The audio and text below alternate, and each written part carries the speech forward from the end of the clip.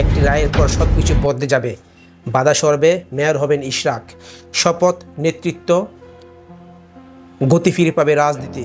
কিন্তু ইতিহাস বলে বাংলাদেশের রাজনীতি কখনো সরল রেখায় চলে না। আবার এক নতুন টানাপোড়েন। রিট খারিজ হলো ঠিকই, কিন্তু তাতেই যেন শুরু হলো আরও এক আইনি টানাপোড়েন। আবেদনকারী বলছে আমরা আপিল করব, আর সেই হয়তোর উপর ঝুলে পড়েছে পুরো প্রক্রিয়া।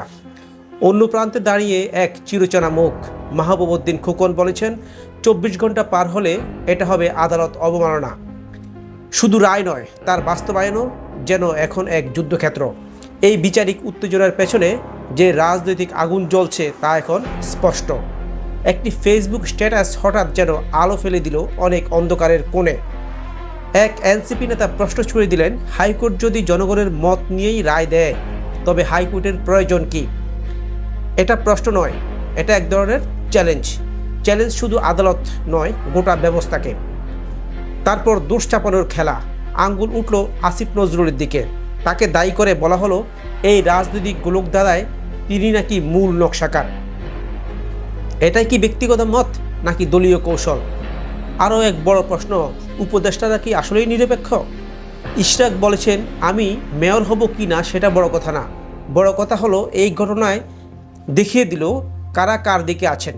তিনি চান উপদেষ্টারা যেন দায়িত্ব ছেড়ে দেন, কারণ নিরপেক্ষতা আর মুখে নেই, তা নেমে এসেছে রাস্তায়। রাজপথে নেমে এসেছে উত্তেজনা।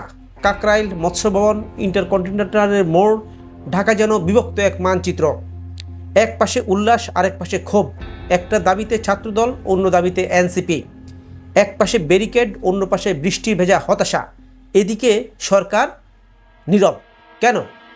এই রাজনৈতিক সংঘাতের ভাষা কি তারা পড়তে পারছেন না, নাকি তারা জানেন এই আগুন তাদের ঘরেও ছড়াতে পারে? অন্যদিকে এনসিপি এখন নিজেই দ্বিধায়। জামাত পাশে নেই, বিএনপি থেকে অনেক দূরে। সরকারের প্রতি আস্থা তো ছিলই না। তাদের ভাষায় এই নির্বাচন অবৈধ, এই মেয়র মানা যায় না, এই গ্যাজেট মানা যায় না। সুতরাং এখন প্রশ্ন একটাই, এই ত্রিমুখী উত্তেজনা কাকে জন্ম দেবে?